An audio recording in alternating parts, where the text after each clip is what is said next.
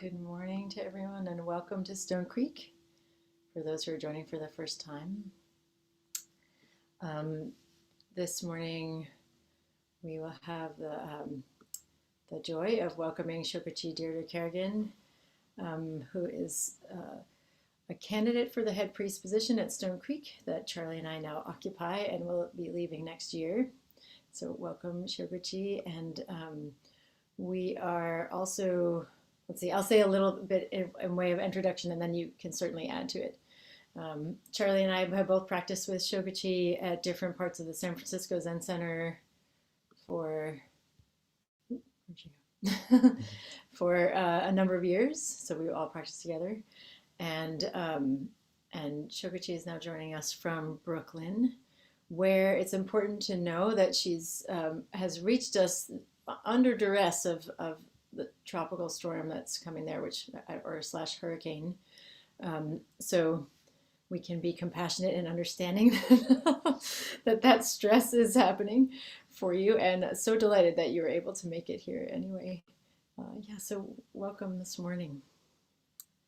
And we'll begin with the opening words for the opening chant. I'll put it in the chat right now, and then you can just unmute yourself and begin, Shokuchi.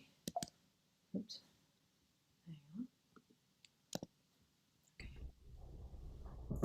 Will I lead the chant, Sarah? We can lead it from here. Excellent.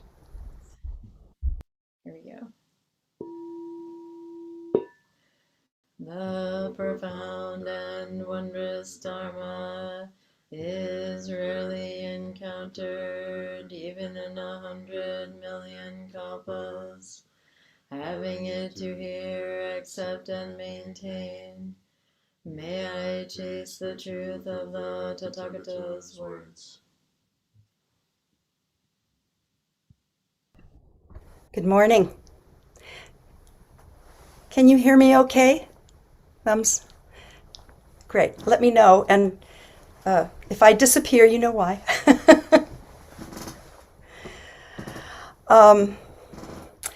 It's a pleasure to meet you and to sit with you today. I'm very grateful to Jisho-san and Charlie and Sarah, my dear longtime Dharma friends, and for all of you who invited me to come and be with you today in this formal Zen way. My intention is to offer you myself, such as it is, such as she is right now, such as I'm currently manifesting, and the Dharma that's arising in me and for me moment by moment. When I thought about that sentence, I remembered vaguely a wonderful part of the Shuso ceremony, which many of you have probably been Shuso for, but you may also have attended.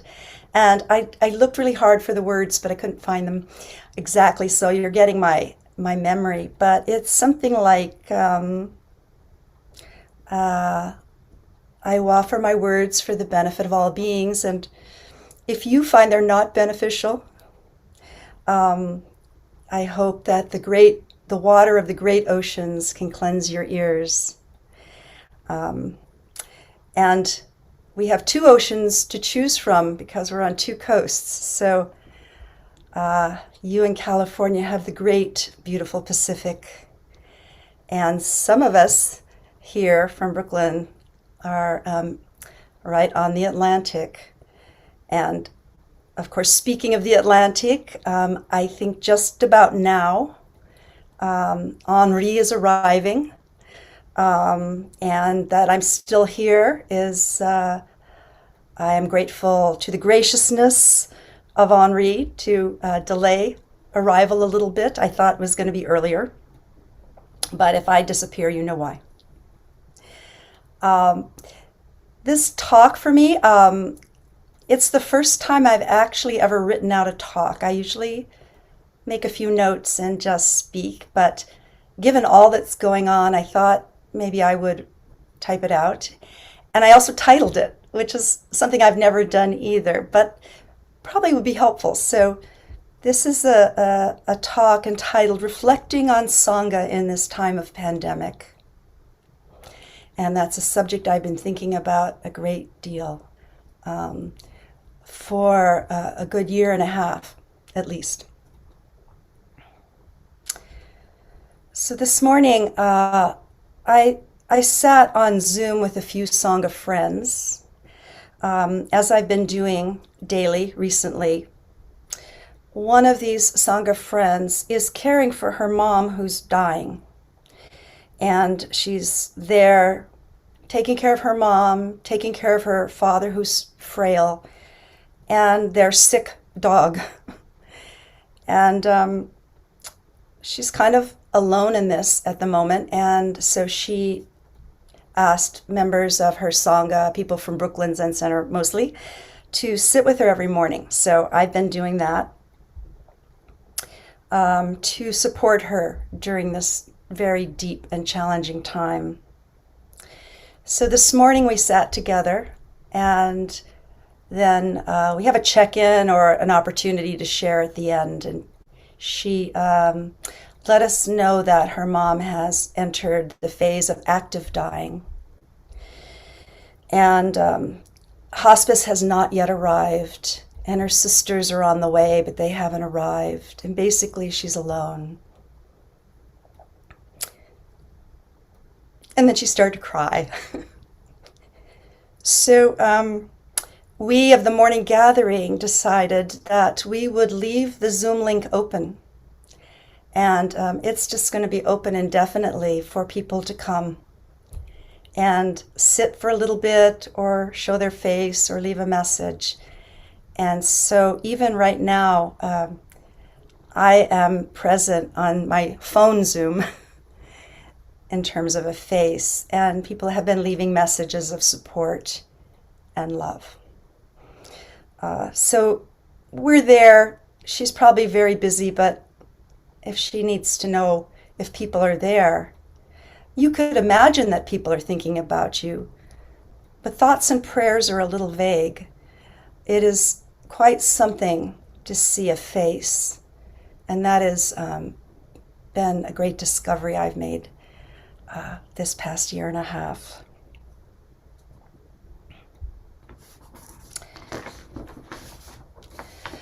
Shortly after we finished our sitting and the vigil started, I left for a little while because a small California Sangha, 3 or 4 people who have been sitting together 7 days a week for the last year and a half, sitting in the Green Gulch schedule, which starts at 5 in the morning. They have been inviting me to celebrate the Bodhisattva full moon ceremony with them for 4 or 5 months now. Today is the full moon, and today is the day that in Sanghas, Soto Zen Sanghas, everywhere people are renewing their Bodhisattva vows, or sometime around today. And this is a particularly interesting situation because it's the full moon, the tides are higher. So this is an important issue when you have a hurricane coming and the tides are higher. So I might float away. I might not disappear. I just might float away. I was joking with someone yesterday that I was thinking I should buy a raft and some oars.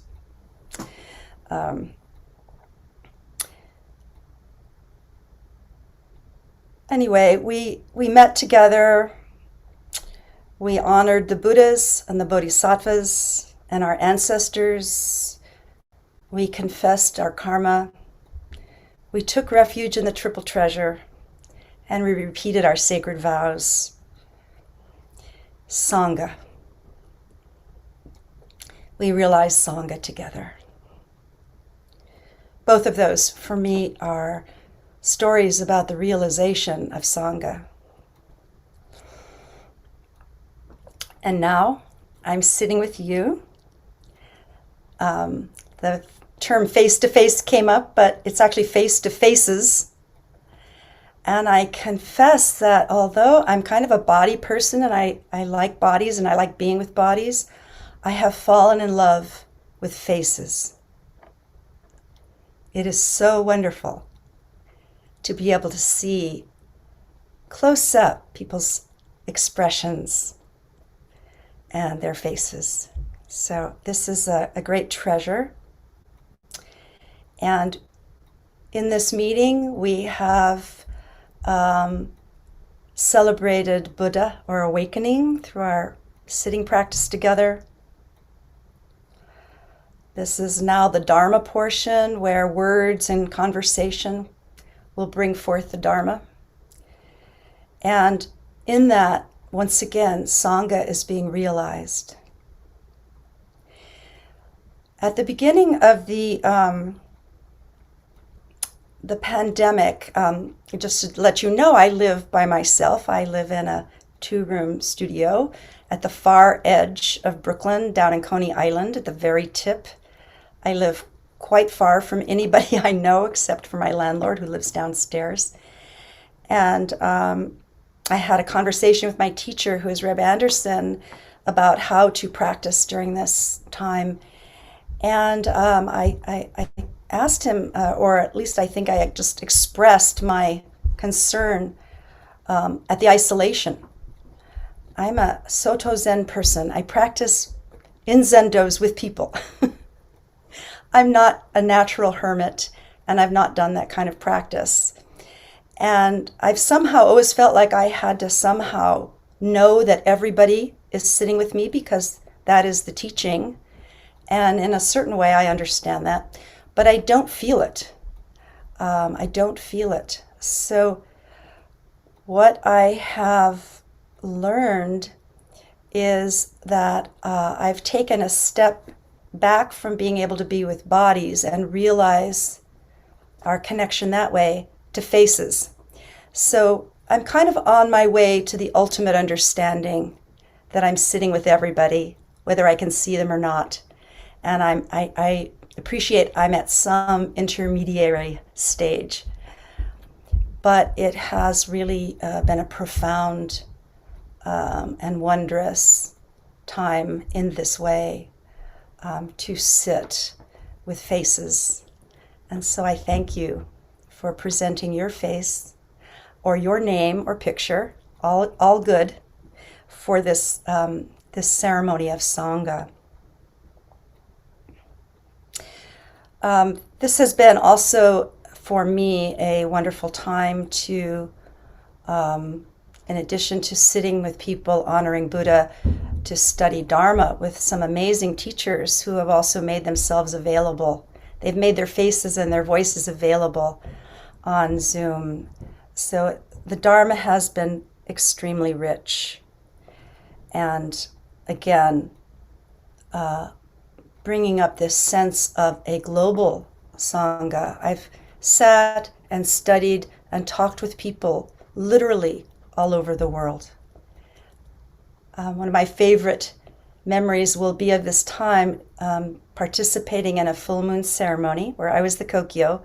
The Doan was in Moscow, Russia. The Doshi was in Ireland. And other people were other places on the globe, and somehow we came together as Sangha. So this was an example of that. So again, I said I was going to talk about my reflections on Sangha.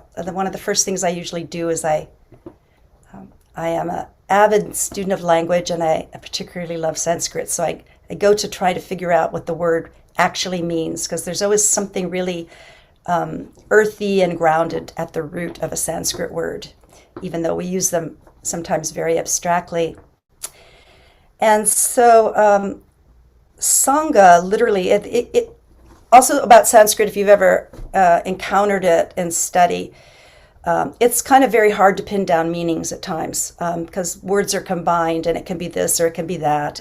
And so it's not always easy to get very exact about it. So there's two possibilities that I found when I tried to get to the actual root meanings. One is Sangha from sam, which means together, and and that means in totality, comprising. So Sangha with this word which means assemble. So this is just a way of saying something coming together. And then there's also samhan, and that has the connotation of close contact. Our Zen word for that's intimacy. So there's this sense of assemblage, literally coming together to perform ceremonies, but we take it in a much bigger way. And also one could say every moment in life is a ceremony, or can be a ceremony, or could be looked at like a ceremony. So, and then this this intimacy of Sangha. So we're not just a mass of people, we are actually having some relationship. And a word came up to me, for me, a Latin word, but we use it in English all the time, quorum. So this is what creates a ceremony. And so I've been reflecting a lot on what creates Sangha. Because as I said, it's not just a bunch of people. There's something more there. Something in terms of intention, something in terms of quality of experience. So I'd like to reference this in terms of the Paramitas. I know that many of you are longtime Zen students, probably more studied. In fact, I know some of you are more studied than I in the teachings. So please excuse me if I am a little simplistic. I know there might be also some new people who have not heard some of these terms. So I'm going to try to say them, and I know that most of you probably know what I'm talking about. The Paramitas are the 6 Paramitas. We'll go into all the other versions of the Paramitas. Paramita literally means going to the other shore, or what takes us across. It's usually translated perfection. I've also seen it translated maturation, which is a word I kind of love. I love the idea, not that we're perfect, but that we're maturing. And these are ways that we mature in our practice and in our life. So there are 6 to start with. And so I'd like to present each one of them in a particular way. There's a great deal to say about them, and teachers and scholars have written much more than I will say today. So the first one is dana, or usually translated generosity.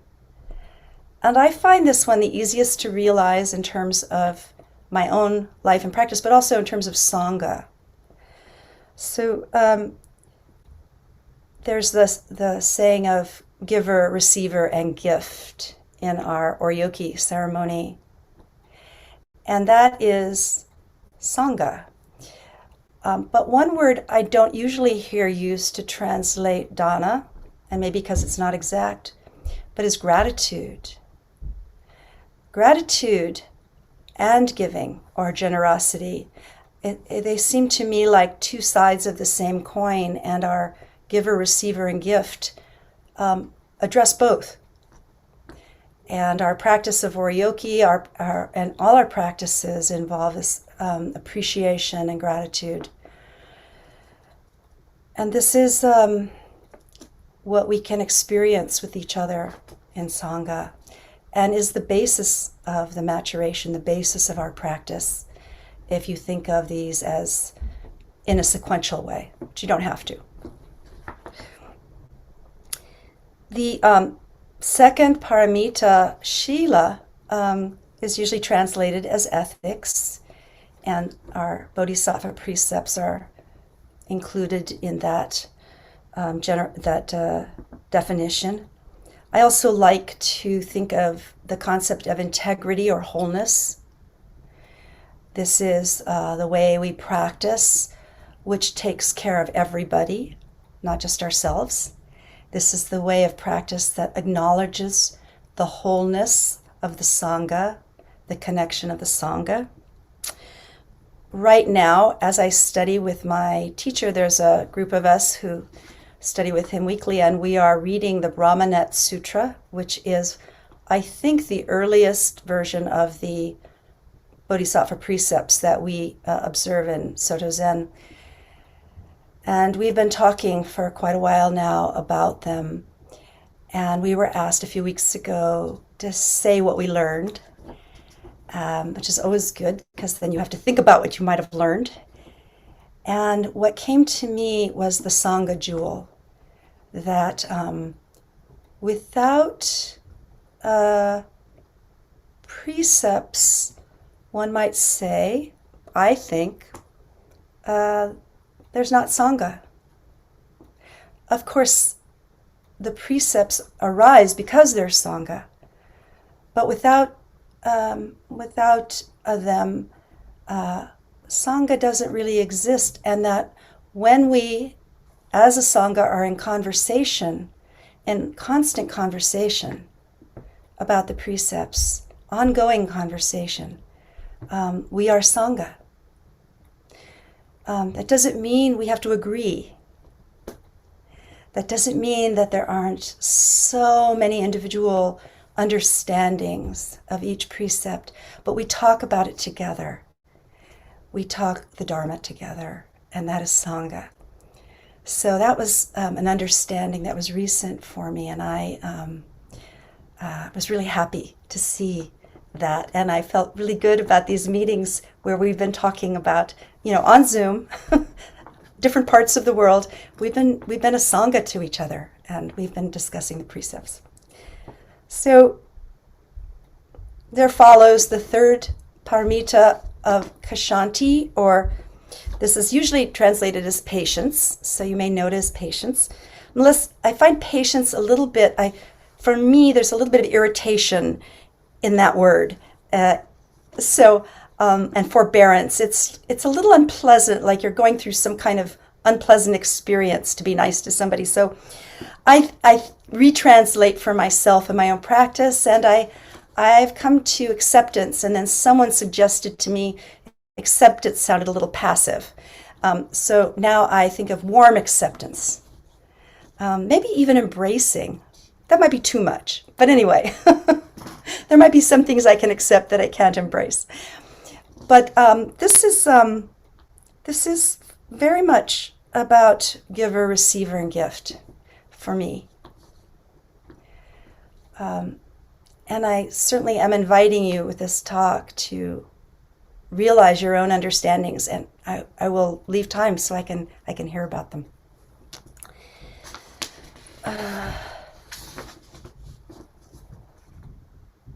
So acceptance, one has to learn to be patient with oneself and to accept oneself. But it's almost always in relationship to other beings. There's always, for me anyway, this feeling of connection as I'm doing this practice. And also, that is where the difficulty lies. So these are times of great challenge, I find, to this paramita.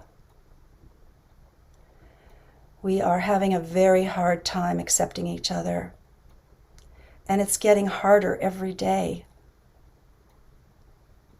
We find something new that's unacceptable. And it doesn't, I'm not saying, well, we all have to agree and we have to, be on the same page to do this practice. But I do think we need to find a way to be in conversation with each other about all the things that we can find unacceptable, and find a way to some point of warm acceptance. A huge challenge, and I do not claim any much skill at it, but I'm working at it.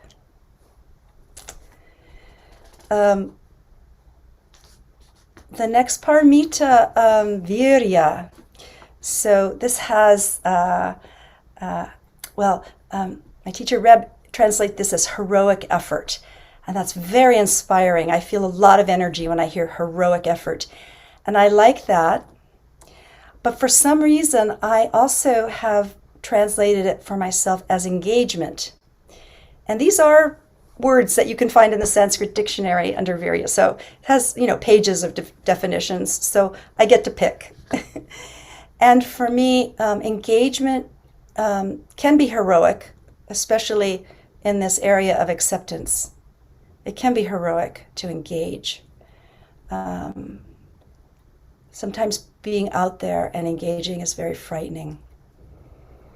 But it's also very energetic. So, and it involves other, or the sense of other. It involves engaging, means there's Sangha. So I think of that paramita in that way. The next and second to the last is the paramita of dhyana, or this is our zazen. And dhyana, many people who use this word don't like to translate it, and I understand why. Meditation isn't exactly right. It's more of a Western concept. So I don't usually translate it at all, but today I was thinking about it, and I was thinking, well, for me right now today, dhyana is being present together with everyone. So I am in connection and present and with, even if it's on Zoom.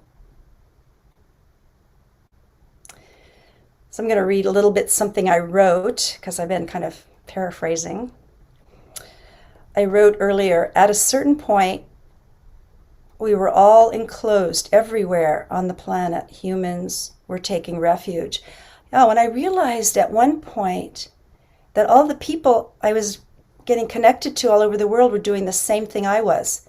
They were isolating, maybe with friends, maybe with family, but they were isolating. They were going inside. And to think of a whole planet of human beings doing that, and there probably were some exceptions, but there was a lot of people doing that together. That was an extraordinary thought, still is, really touches me. And so we were all in a certain kind of solitude, and yet I, and maybe others, never felt more connected. I actually have felt more connected to people in this last year. I've made more effort at connection, and I'm experiencing it more than I ever have in my life, and that seems kind of really strange. And all the while, I'm observing the moment-by-moment arisings and passings, and we all are.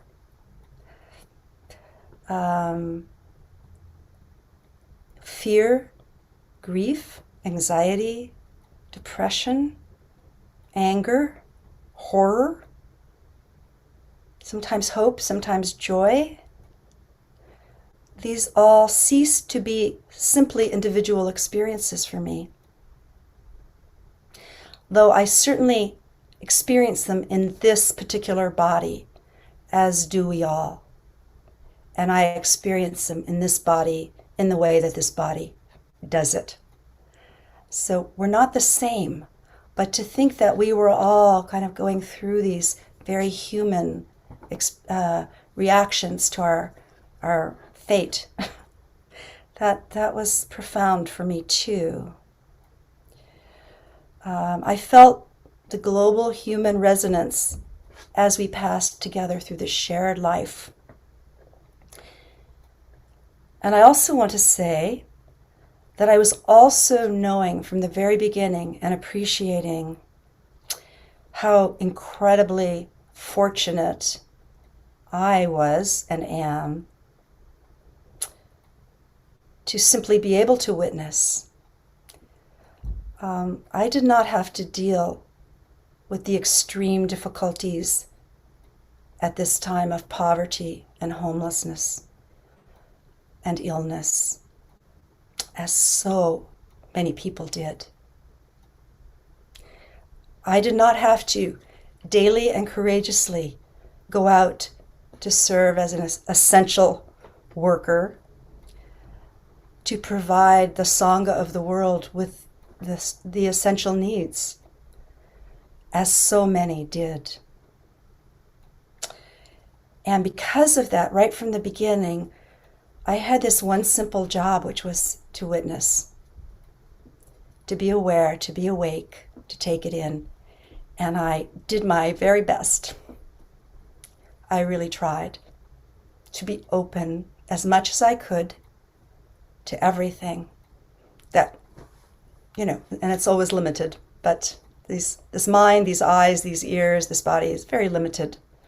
But I tried to open it up wide open as much as I could, because I thought that was my job. And for me, that's dhyana. So this has been a year of dhyana as well as Sangha.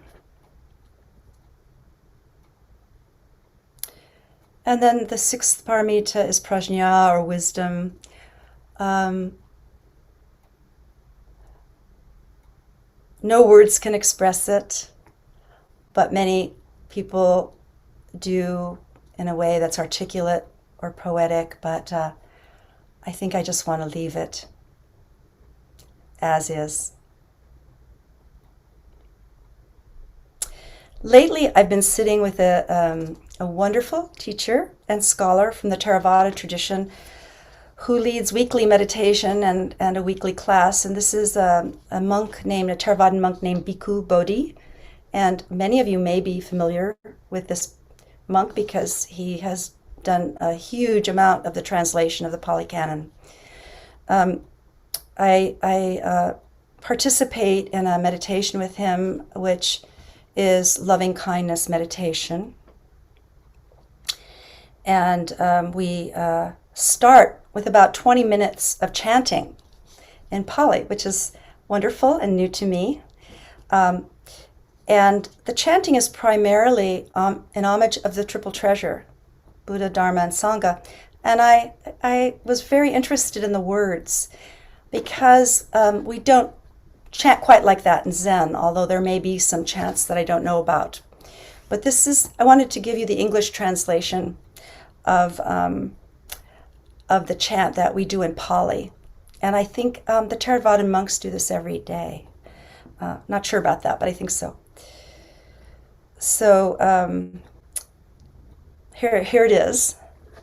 Those Sanghas of the past, those Sanghas of the future, those Sanghas of the present, forever do I reverence. So this is the Sangha of the three times, not only the global Sangha, but the Sangha of the three times. No other refuge do I seek. The Sangha is my supreme refuge. By the speaking of this truth, may peaceful victory be mine. I revere with my head, and this is the head touching the ground, the twofold supreme Sangha. This is the Sangha of monks and the Sangha of everybody else. If I have wronged the Sangha, may the Sangha bear with me. I really love that last line. For those who have lived in Sangha, it would be good to chant that a lot. I wish I knew it. And then we do a practice of metta, and I have been finding this very wholesome and a good antidote, particularly when impatience arises, which usually brings up ill will. So we are guided in a meditation, and we start with ourselves, and gradually we send loving kindness out to the entire world. But we do it a little at a time. We do it a breath at a time. So we do start with ourselves. And one of my experiences with this was I realized as I was offering myself loving kindness, we do it with a formula, something like, may I be well, may I be happy, may I be safe, may all my good aims be fulfilled. And at the moment, I thought, I don't have any of that. I don't feel happy. I don't feel well. I don't feel safe. And I don't feel like my good aims are happening at all. And I thought, well, I really have to work on this one, because what do I have to give anybody else? if I can't even find it myself, So I'm working on that, getting there. And then after we do that meditation, we do one more chant. And I love this one very much. May those who suffer be free from suffering. May those who fear be free from fear. May those who sorrow be free from sorrow. May all living beings also be thus. May all living beings also be thus. Thank you so much for your kind attention.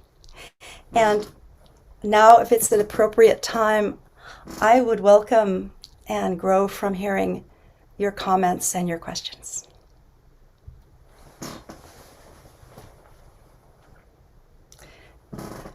Will I call on people, Sarah, or will you, or will people just speak? I'm open to any of the above.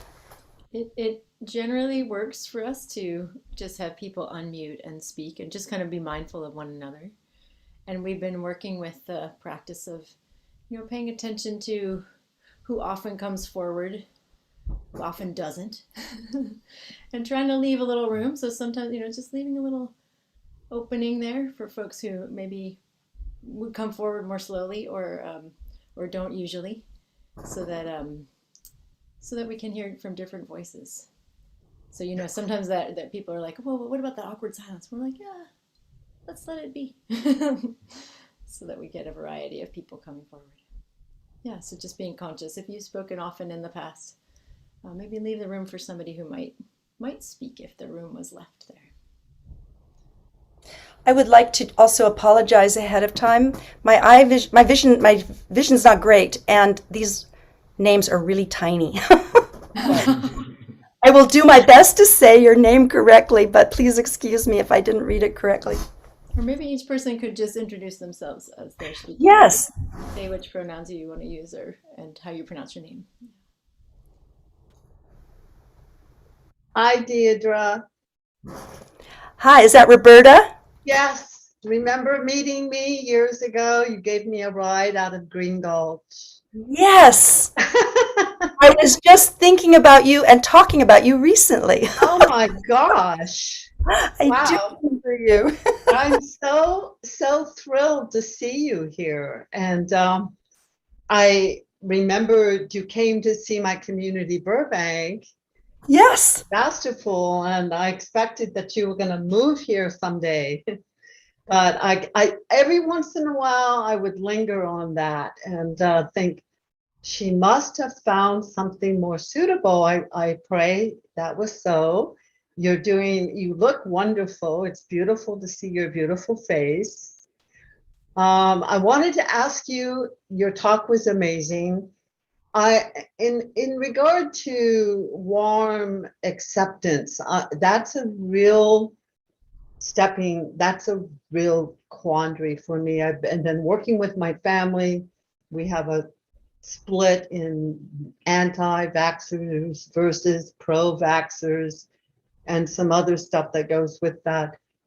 And I have found, and I love that you talked about witnessing, that sometimes it's best to have no opinion.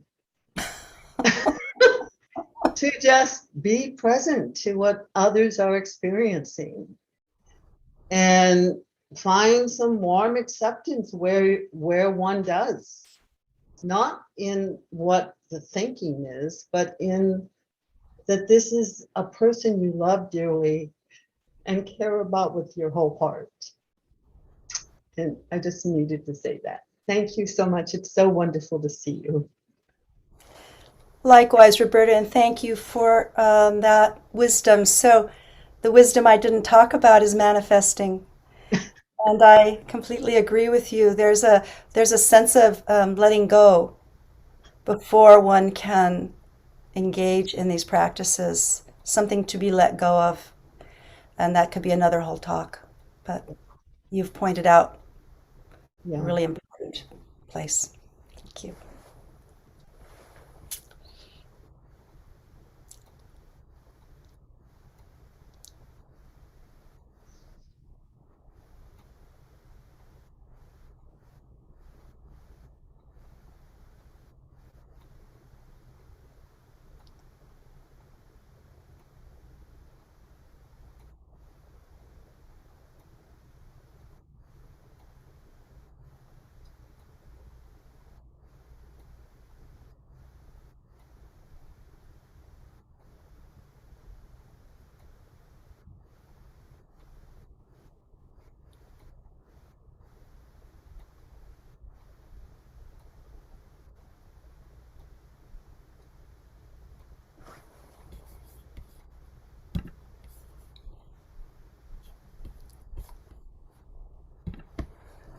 Shokuchi.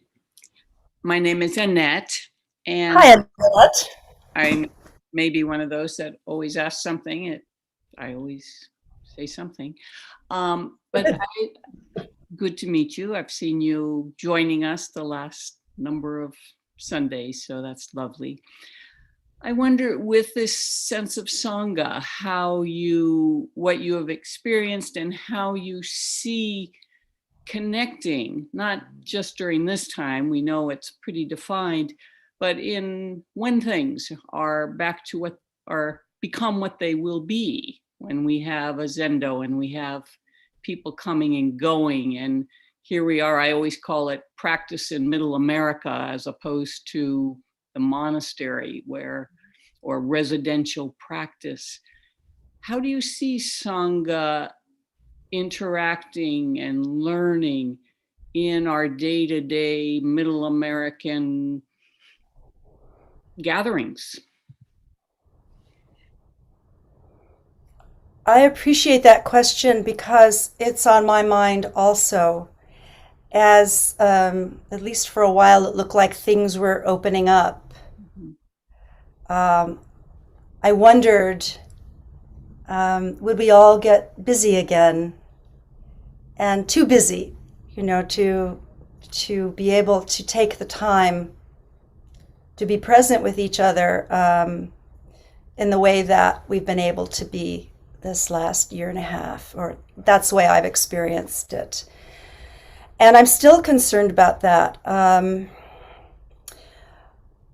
I don't know. I think there's some sense that I've heard since the beginning that when we emerge from our cocoons, we're going to be a different creature. And things are going to be a little different. Now, I don't think we're not completely going to change, but that there will be some difference. And I think that is manifesting a bit. There are people who are deciding, they're reprioritizing their lives and doing it often in terms of relationship and maybe being a little less busy or working a little less hard if they have that luxury. But I think that's a conversation, and I hope that Sanghas, as they regroup, as they are starting to, will have that conversation. The one thing I would say that's hopeful for me is having been a part of the Brooklyn Zen Center Sangha, which is a non-residential Sangha, or it was for the time that I was participating. This was a situation where people came when they could, very busy New York City life, not at all like what I was used to, say, living at Green Gulch or something, where there was a kind of steady interaction. And yet, what has manifested still to this day is the connection that people feel with each other.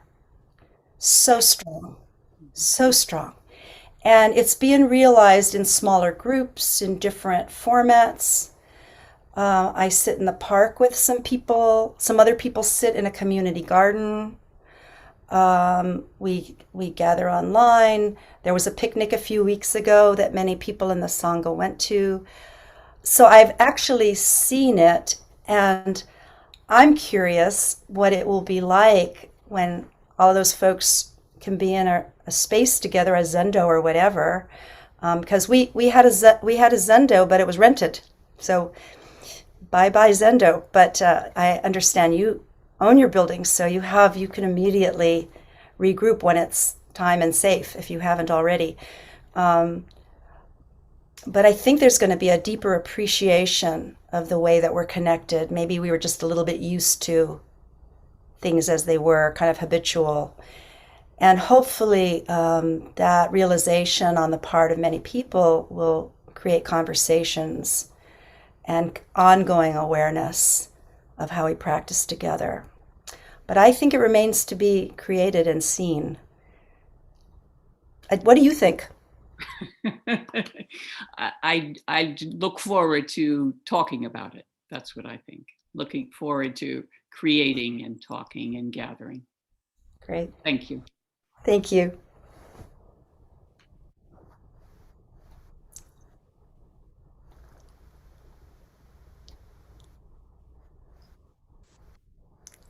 Shokuchi, thank you so much for your talk.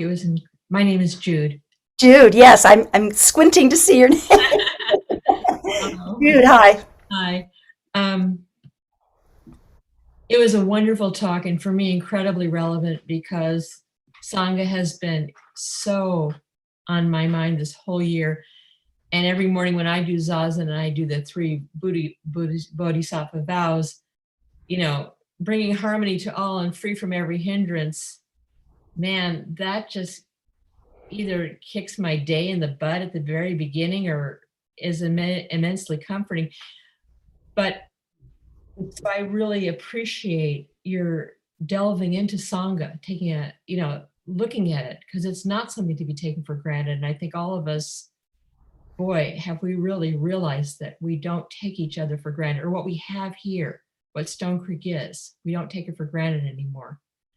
And I just want to say 2 things. One is that I've seen you in your little square. And I want you to know that I really appreciate how much you smile. And you're talking about falling in love with faces. I've noticed that you have a very bright smile. And I just want to say that. It means a lot to me. And I want to ask you if you have had if you've formed some opinion of this Sangha, if you have some sort of sense of who we are. And if so, would you share that with us? Thank you for asking me.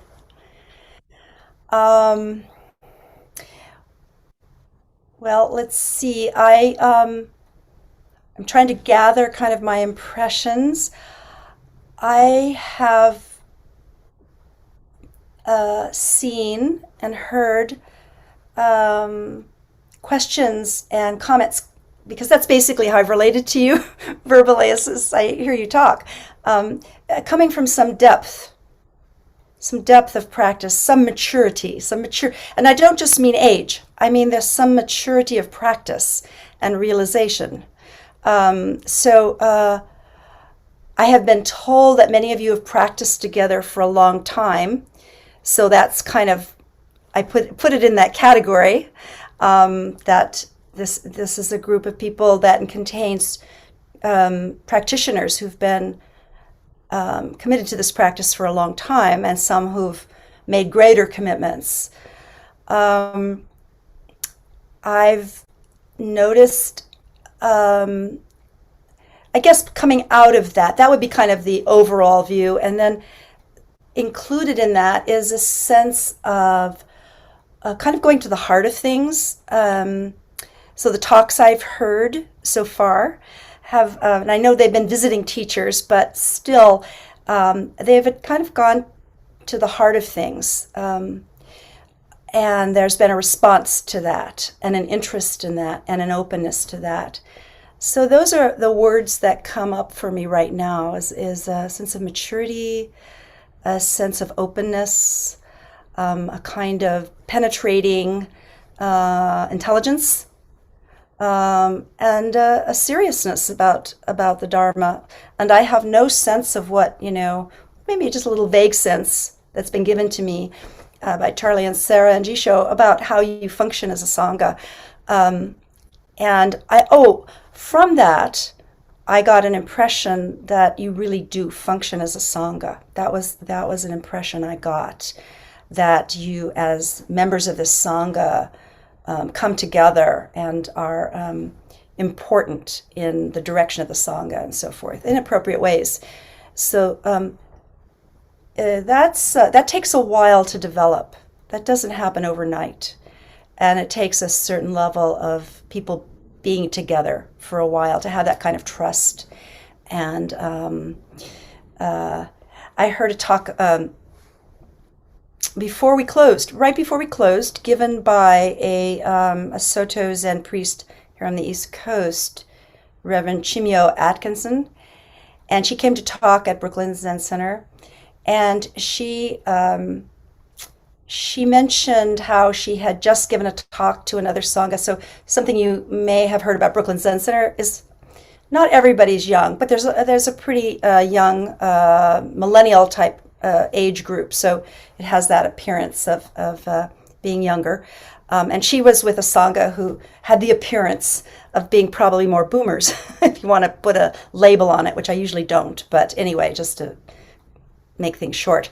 But she talked about how it was to be, she didn't say anything about, she wasn't disparaging the Brooklyn Zen Center Sangha, but she was talking about this mature Sangha, how they were with each other, and how, someone had difficulty getting upstairs and they were just helped, that there was a kind of a bodily interaction that came from being around each other for a long time, a way of taking care of each other, a way of understanding, a way of overlooking maybe some faults that might be irritating. But anyway, this kind of maturity. And I kind of got a sense, oh yeah, this Sangha might be kind of like that too, because it has people in it who have practiced together for a long time. So I might be projecting. But anyway, thank you for asking, and that's about what I can say for the moment. It's been a pleasure so far to get to know you. Thank you very much. Following on that, my name is Mark. Hi, Mark. And, we are not just a boomer Sangha, but a white boomer Sangha. Ah. I'd be interested it was interesting to hear that you were dealing with millennials, which is not, and maybe other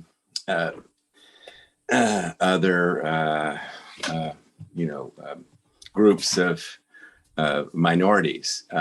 Can you talk to that at all, and how I feel, and I think a lot of our Sangha feels like that we try to reach out, but it's difficult, and I would be interested in some of your thoughts on that.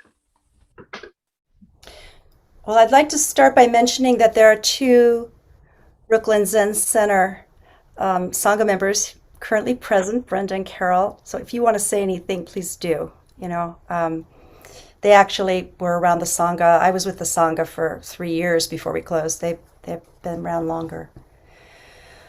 And saying that, it's a bit hard to characterize. It's. I don't want to be superficial about it. There are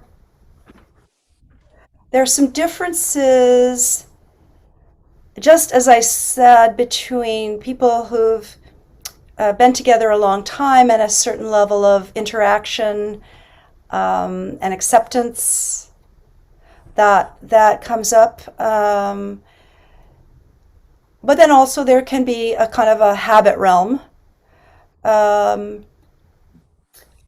So maybe I should just say what I found at Brooklyn when I went there was deeply impressed by the intelligence and the commitment of the people in that Sangha. And there are many ages there. It is also actually primarily a white Sangha, but more inclusion. Brooklyn is an extremely diverse community, and it's an urban community, and it is a community that is used to traveling around New York City on these trains. So I think it's quite different to be, and I'm a Californian. I lived in Northern California most of the rest of my life, so I'm kind of familiar with where you are, and sense of, people have to make a real effort if they want to come there from somewhere else. So a little bit more enclosure maybe. So that may or may not be true. But anyway, that's my impression. So many more people show up, are able to show up. And also, Brooklyn is a very young city. It's a very millennial age city as well. So that's just the population. So I think Brooklyn Zen Center reflects the population of where it's located. And I think it's a non-residential, but you are non-residential too. I think is still in the stages of establishing its forms and its ways of interacting. It has a big from jump emphasis on inclusion, and I'm probably using outmoded words. That's the first thing I learned. I had to up my language skills because there's a different way of speaking about these same matters than what I was used to, both in the monastery and before I went there. So let's see. I'm realizing we're getting toward the end of our time. So let me try to see if there's anything else important to say. Obviously it's a difficult question, but thank you for asking it.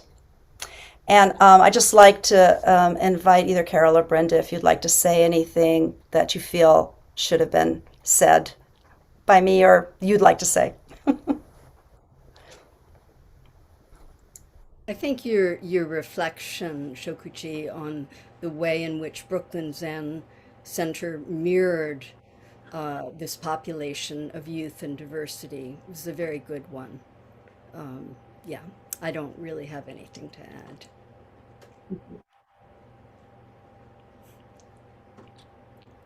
Um, should we Oh, should we sorry. stop now, Sarah? Yes, and I just wanted to, Thomas said something in the chat that I wanted to echo, which was just that we are a predominantly white Sangha, but not exclusively, and yeah, just feeling that that's a place, right, a place of language, right, to name that, so that in doing that, we're not erasing the folks who are present this morning who don't identify as white. Yeah, Absolutely. Absolutely. thank you, and that I feel that there's Sangha right there, right, that leapt forward in my heart and in Thomas's, and Thank you, Thomas, for bringing that forward. I appreciate that. yes, thank you so much, Shokuchi. It really, I'm so grateful that Henri was so generous. Speaking of Donna Paramita, and it was just really lovely to have you be here with us this morning and to hear your Dharma and to have your folks from Brooklyn also join us. And yeah, and as we've said before, people, I think there's some feeling like, as you were mentioning, the Sangha is involved in this process of succession and this like, well, what's next?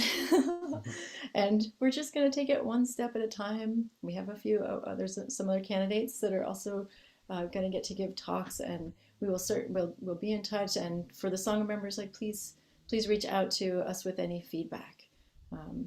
The search committee is Jisho, Charlie, myself, Cindy, and Barry, and there have been emails with our emails in it, so you can reach out to us directly. Yeah, and I'm sure that yeah, there'll be more time. So this is just a first step of having you join us. But it was really lovely to have you join us in this way and to hear your offering. Can I also just invite, if anyone had something they wanted to say or something comes up, you're welcome to give my contact information if that seems appropriate. Oh, great. Okay. Yes, so please reach out to us with that. And I'll put the closing chant in the chat. And we'll do And I'll just chime in to say thank you, Shokuchi. Thank you so much. Thank you very much, Jisho-san. Thank you.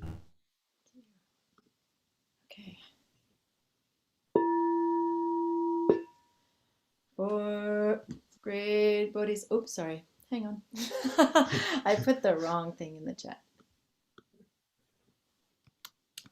We'll get there. Presence, not perfection. Absolutely. We don't want to leave out the Bodhisattvas. For great Bodhisattvas, beings are numberless. I I vow to free them. Delusions are Are inexhaustible. inexhaustible. I vow to them. Dharma gates are infinite. I vow to enter them. The Buddha way is boundless. I vow